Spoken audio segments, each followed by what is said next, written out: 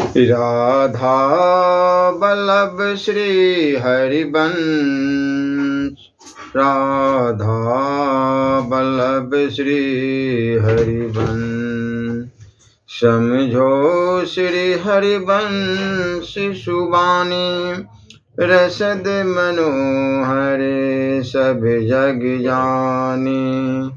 कोमल मधुर ललित पद श्रेणी, रसिकन को जो परम सुख देनी। श्री हरिवंश नाम उचारा, नित्य बिहारी रस कहो अपारा। श्री वृंदावन भूमि बखानो, श्री हरिवंश कहते जानो। श्री हरिवंश गिरा रस सूधी, कछु नहीं कहो अपनी बुद्धि। श्री हरिवंश कृपा मति पाओ, तब रसिकनि को गाई सुनाओ। श्री राधा वल्लभ लाल की जय। गर्ग संहिता। यादव सेना पर गिद्धों का आक्रमण तथा उसके निवारणार्थ प्रद्युम्न द्वारा गरुड़ास्त्र का प्रयोग, दशार्ण देश पर विजय तथा दशार्ण मोचन तीर्थ में स्नान।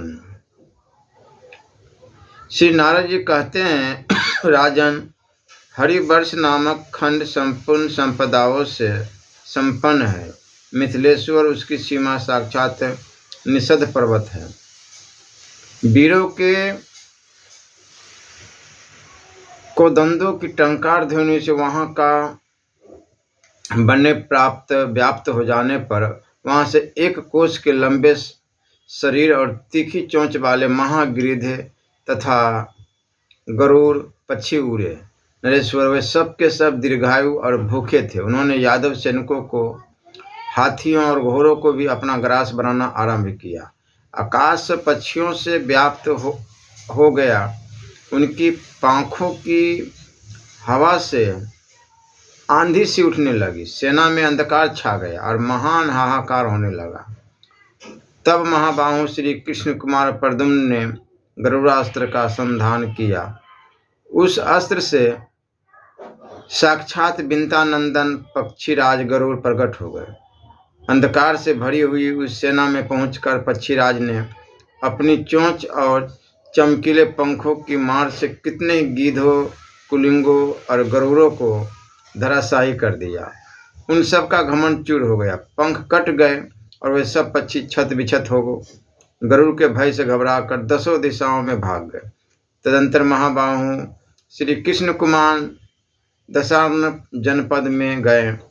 दशार्ण देश के राजा शुभांडंग सूर्यवंशी क्षत्रिय थे।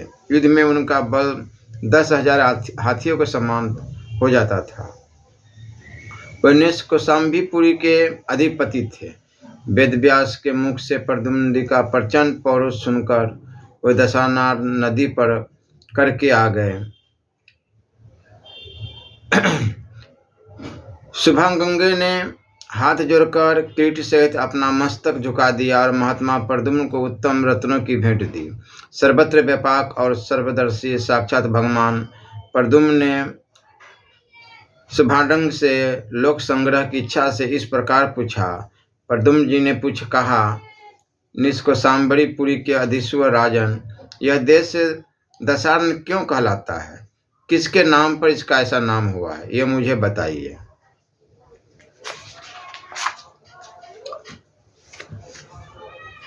शुभांडंग ने कहा, पूर्व काल में भगवान नरसिंह हिरण्यकशिप को मारकर प्रहलाद के साथ यहाँ आए और हरि वर्ष में ही बस गए। भक्त वंशज भगवान नरसिंह ने प्रहलाद से कहा।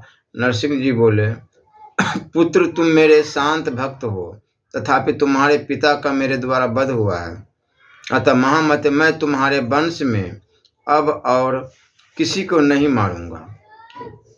शुभारंग कहते हैं, रुक्मणी नंदन इस प्रकार कहते हुए भगवान नरसिंह के दोनों नेत्रों से आनंद जनित जल बिंदु पृथ्वी पर गिरे। उन बिंदुओं से मंगलायन सरोवर प्रकट हो गया।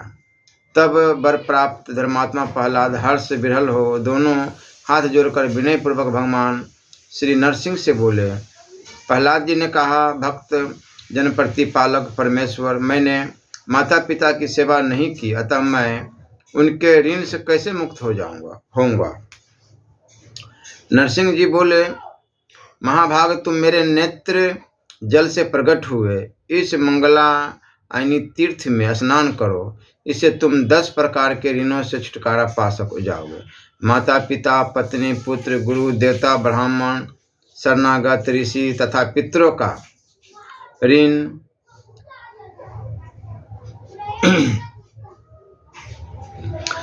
दशार्ण कहलाता है। जो इस महातीर्थ में स्नान कर लेगा वह सबकी अवहेलना में तत्पर हो तो भी 10 प्रकार के ऋणों से छुटकारा पा जाएगा, इसमें संशय नहीं है। शुभारंग कहते हैं, कयाधु कुमार प्रहलाद इस दशार्ण मोचन तीर्थ में स्नान करके सब ऋणों से मुक्त हो गए। वे आज भी निषदगिरी से यहाँ इस तीर्थ में नहाने के लिए आया करते हैं। दशार्ण मोचन तीर्थ के निकट का देश दशार्ण कहलाता है। उसी के स्तोत्र से प्रकट हुई यह नदी दशार्णा कहलाती है। श्री नारद जी कहते हैं, राजन, यह सुनकर भगवान प्रद्युम्न ने समस्त परिकरों के साथ दशार्ण मोचन तीर्थ में स्नान और दान किया। नरेश्वर, जो दशार्ण मोचन की कथा भी सुन लेगा वह भी 10 ऋणों से मुक्त हो जाएगा और मोक्ष का भागी होगा। श्री नारद जी कहते हैं, राजन, इसके बाद महाबाहु प्रद्युम्न सुमेरु के उत्तरवर्ती और श्रृंगबान पर्वत के पास बसे हुए विचित्र समृद्धिशाली उत्तर कुरु नामक देश में गए। वहां भद्रा नाम की गंगा में स्नान करके वे बराही नगरी में जा पहुंचे, जहां कुरु वर्ष के अधिपति चक्रवर्ती सम्राट गुणाकर राज्य करते थे। राजा गुणाकर ने बड़ी सामग्री का संचय करके देव ऋषिगणों से घिरे रहकर 10वें अश्वमेध यज्ञ का अनुष्ठान आरंभ किया था। उन्होंने एक मनोहर श्वेतवर्ण श्यामकर्ण अश्व घोड़ा था और उनके पुत्र वीरधनवा उस अश्व की रक्षा के लिए निकले थे। प्रचंड पराक्रमी महावीर वीरधनवा उस घोड़े की देखभाल करते हुए 10 अश्वहिनी सेना के साथ विचर रहे थे। नृपवीर, चंद्रसेन, चित्रगु, बेगवान, आम, शंकु, वसु, श्रीमान और कुंती नागरजीति के इन 10 पुत्रों ने सब ओर से शुभ्र घोड़ों को घेर कर पकड़ लिया और हर्ष से भरे हुए वे यह किसका छोड़ा हुआ घोड़ा है यूँ कहते हुए प्रद्युम्न की सेना के पास आए। उसके ललाट में बंधे हुए पत्र को पढ़कर प्रद्युम्न को बड़ा विस्मय हुआ। समस्त यादव हाथों में उत्तम आयुध लिए विस्मय में पड़े हुए थे। नरेश्वर, इतने में ही उस घोड़े को खोजती हुई वीरधनवा की सेना वहां आ पहुंची। उसकी सेना के लोग यादव बाहिनी से उड़ती हुई धूल को देखकर आश्चर्यचकित हो दूर ही खड़े रह गए। वे मन ही मन सोचने लगे कि प्रचंड पराक्रमी राजा गुणाकर के शासन काल में कुरुखंड मंडल में दस्यु किंबा लुटेरे कहीं नहीं है। गौओं के चरकर लौटने का भी समय नहीं हुआ है। कहीं से बवंडर उठा हो यह भी नहीं जान पड़ता। फिर यह सूर्य मंडल को आच्छादित कर लेने वाला धूल समूह कहाँ से आया। दूसरी सेना के लोग जब इस प्रकार बातें कर रहे थे, उसी समय धनुष की टंकार, हाथियों की चिंगार, गजराजों की चित्कार, घोड़ों की हिनहाट तथा रणबाहु की ध्वनि इन सब की मिलीजुली आवाज सुनाई दी। तब श्री कृष्ण कुमार प्रद्युम्न की प्रेरणा से उद्धव जी तुरंत ही वीरधनवा की सेना में पहुंचकर रथ पर बैठे हुए गुनाकर के औरस पुत्र सूर्य तुल्य तेजस्वी वीरधनवा को प्रणाम करके उनसे इस प्रकार बोले, राजन, भोपालों के इंद्र, द्वारकाधीश यदुकुल भूषण महाराज उग्रसेन जम्बूद्वीप के राजाओं को जीतकर राजसूय यज्ञ करेंगे। उनकी प्रेरणा से धनुधरों में श्रेष्ठ वीर प्रद्युम्न भारतवर्ष में किम पुरुष वर्ष तथा हरिवर्ष को जीतकर उत्तर कुरु वर्ष में पधारे हैं। उत्तर कुरु वर्ष के स्वामी भी महात्मा प्रद्युम्न को अवश्य भेंट देंगे। दक्ष अश्विनी सेना के साथ आए हुए प्रद्युम्न का कुबेर ने भी पूजन किया, अतः तुम्हें भी महात्मा प्रद्युम्न को उपहार देना चाहिए। उनके द्वारा बांधे गए एक पशु को लौटा लेने की शक्ति इस भूतल पर और किसमें है? साक्षात भगवान कृष्णचंद्र उनके सहायक। यदि उपहार दान और सम्मान करो तब तो भला होगा, अन्यथा युद्ध होना अनिवार्य है। वीरधनवा ने कहा है, राजाधिराज गुनाकर का पूजन तो देवराज इंद्र ने भी किया है, अतः वे महात्मा प्रद्युम्न को भेंट नहीं देंगे। रमणीय श्रृंगबान पर्वत पर भगवान 12 विद्यमान हैं, जिनकी सेवा भूमि देवी सदा अत्यंत आदर के साथ करती है। उन्हीं के क्षेत्र में राजा गुनाकर ने भगवान 12 के ध्यान पूर्वक तपस्या की है। 10,000 वर्ष पूर्ण होने पर 12 रूपधारी भगवान हरि ने संतुष्ट होकर अपने भक्त राजा से कहा, वर मांगो। राजा ने श्री हरि को नमस्कार करके पुलकित और प्रेम से विरल होकर कहा, भगवान, आपको छोड़कर दूसरा कोई देवता, असुर अथवा मनुष्य मुझे भूतल पर जीतने वाला न हो, यही मेरा अभिष्ट वर है। तब तथास्तु कहकर भगवान वहीं अंतर ध्यान हो गए।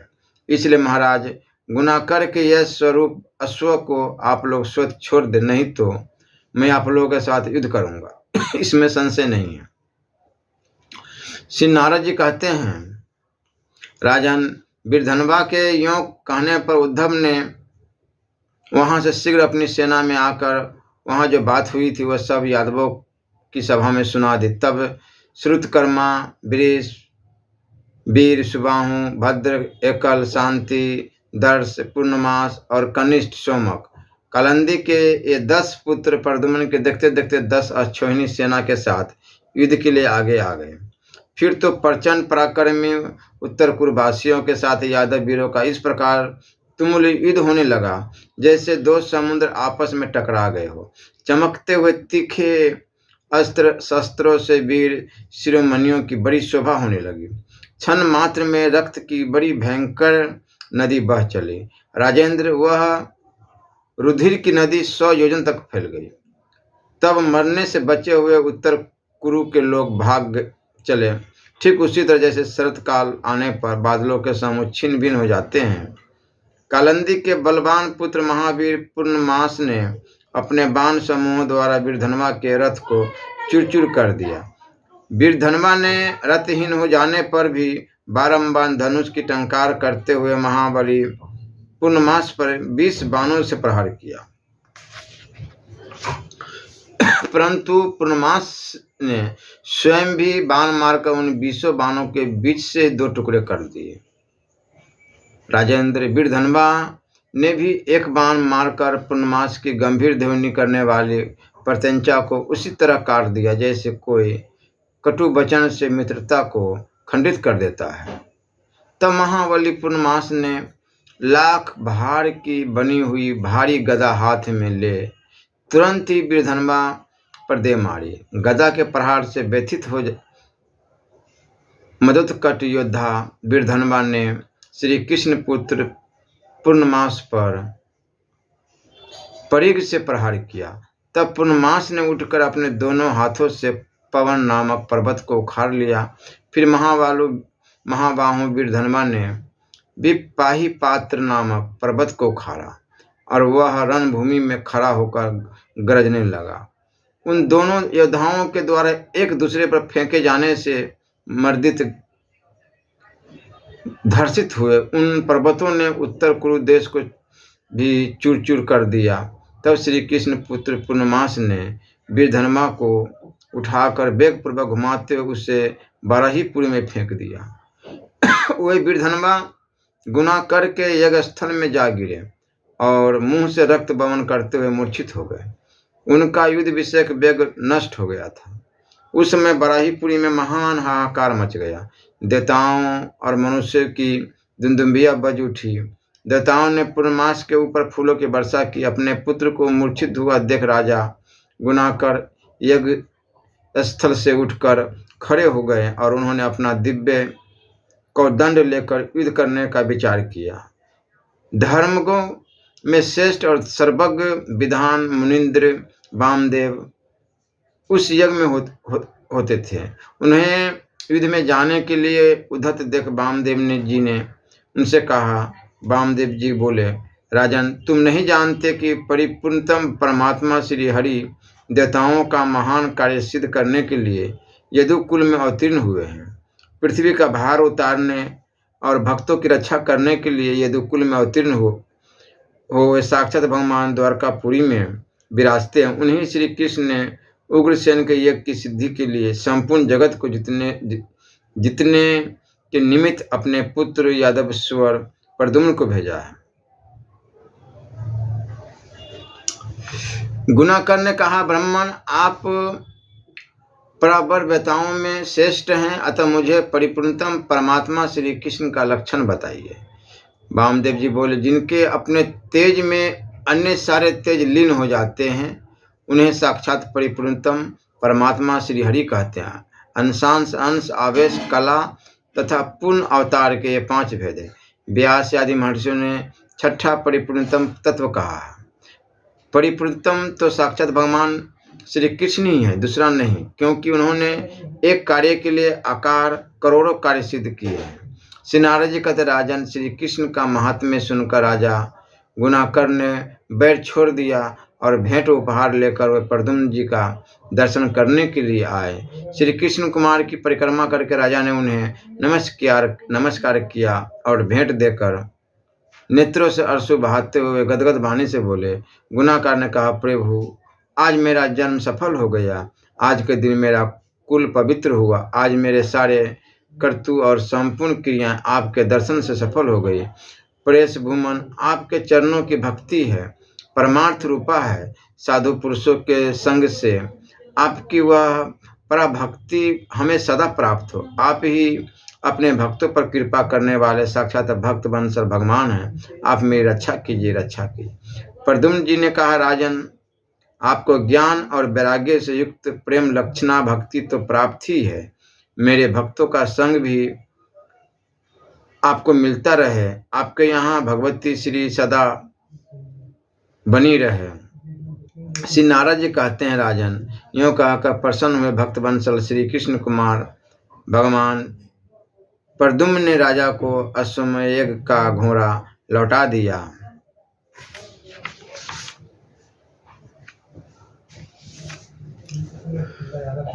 श्री नारद जी कहते हैं, राजन, महाबाहु श्री कृष्ण प्रद्युम्न उत्तर कुरु वर्ष पर विजय प्राप्त कर हिरण्यमय नामक वर्ष को जीतने के लिए गए। वहाँ स्तोत्र नाम का विशाल एवं दीप्तिमान सीमा पर्वत शोभा पाता है। वहाँ कुर्मा अवतार धारी साक्षात भगवान श्री हरि विराजते हैं और अरियमा उनकी आराधना में रहते हैं। हिरण्य वर्ष में पुष्पमाला नदी के तट पर चित्रवन नाम से प्रसिद्ध एक विशाल वन है जो फूलों और फलों के भार से लदा रहता है। कंद और मूल की तो वह स्वतः ही निधि ही है।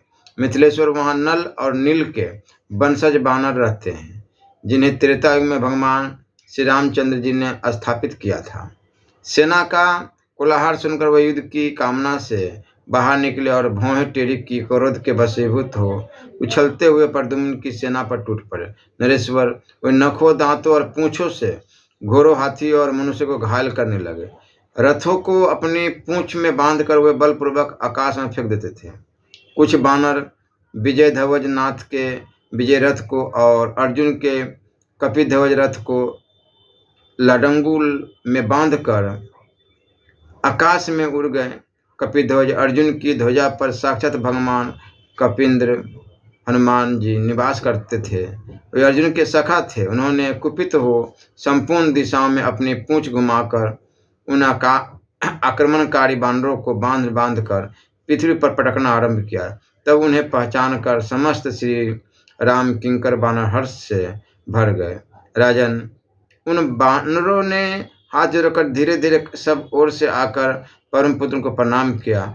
कुछ आलिंगन करने लगे, कुछ वेग से उछलने लगे और कुछ बानर उनकी पूंछ और पैरों को चूमने लगे। महावीर अंजनी कुमार ने उन्हें हृदय से लगाकर उनके शरीर पर हाथ फेरा और उन्हें आशीर्वाद देकर उनका कुशल समाचार पूछा। नरेश्वर, उन्हें प्रणाम करके सब बानर चित्रवन में चले गए और हनुमान जी अर्जुन की ध्वजा में अंतर्ध्यान हो गए। तदंतर मीनध्वज प्रद्युम्न मकर नामक देश से होते हुए वृषणिवंशियों के साथ बार बार दुदुम्भी बजवाते हुए आगे बढ़े। मकरगिरी के पास उनकी दुदुम्भियों की ध्वनि सुनकर मधु भक्षण करने वाली करोड़ों मधुमक्खियां उड़कर आ गई। उन्होंने सारी सेना को डसना आरंभ किया। उस समय हाथी भी चित्कार कर उठे। तब महाबाहु श्री कृष्ण कुमार ने वायव्यास्त्र का संधान किया। राजन, उस अस्त्र से उठी हुई वायु से प्रताड़ित हो वे सब मधुमक्खियां दसों दिशाओं में उड़ गई। मिथिलेश्वर, उस देश के सभी मनुष्यों के मुख मगर से थे। उसके बाद डिंडिव देश आया, जहां हाथियों के समान मुख वाले लोग दिखाई दिए। इस प्रकार के अनेक देशों का दर्शन करते हुए श्री कृष्ण कुमार त्रिशृंग देश में गए और वहां भी उन्होंने श्रृंगधारी मनुष्य देखे। त्रिशृंगगिरी के पास स्वर्ण चर्चिका नाम की नगरी थी, जिसमें सोने के महल शोभा पाते थे। वह दिव्यपुरी रत्न निर्मित परकोटों से सुशोभित थी। मंगल की निवास भूता वह नगरी चंद्रकांता नदी के तट पर विराजमान थी। राजन, जैसे इंद्र अमरावती पुरी में प्रवेश करते हैं, उसी प्रकार प्रद्युम्न जी ने उस पुरी में पदार्पण किया। जैसे नागों और नागकन्याओं से भोगवती पुरी की शोभा होती है, उसी प्रकार विद्युत की सी दिखती वाले स्वर्ण सदृश गौरवर्ण के स्त्री पुरुषों से वह स्वर्ण चर्चिका नगरी सुशोभित थी। वहाँ के बलवान राजा महावीर देवसख नाम से प्रसिद्ध थे। उन्होंने मेरे मुंह से यादव सेना के बल का वृत्तांत सुनकर भेंट की स्वर्णमय सामग्री ले बड़े भक्ति भाव से प्रद्युम्न जी का पूजन किया। महाबाहु भगवान प्रद्युम्न हरि ने उनसे पूछा, आप सब लोगों की शोभा चंद्रमा के समान कैसे है, यह मुझे शीघ्र बतलाइए।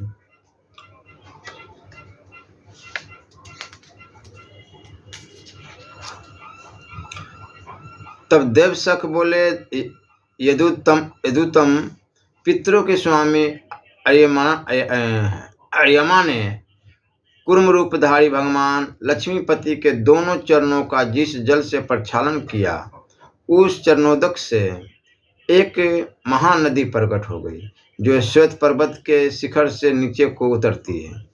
एक समय की बात है, मनु के पुत्र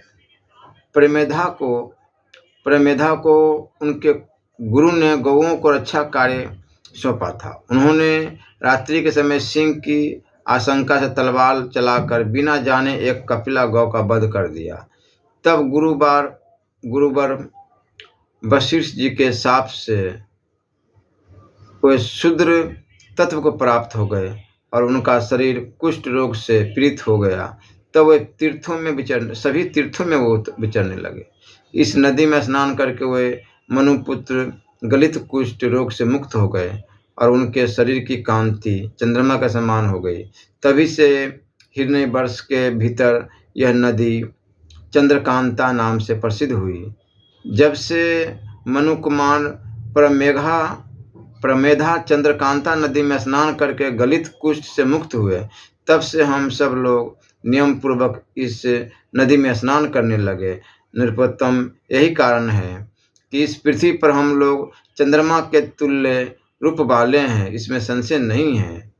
राजा श्री नारद जी कहते हैं, राजन, यह सुनकर महाबाहु श्री प्रद्युम्न ने यादवों के साथ चंद्रकांता नदी में स्नान करके अनेक प्रकार के दान किए। श्री राधा वल्लभ लाल की जय।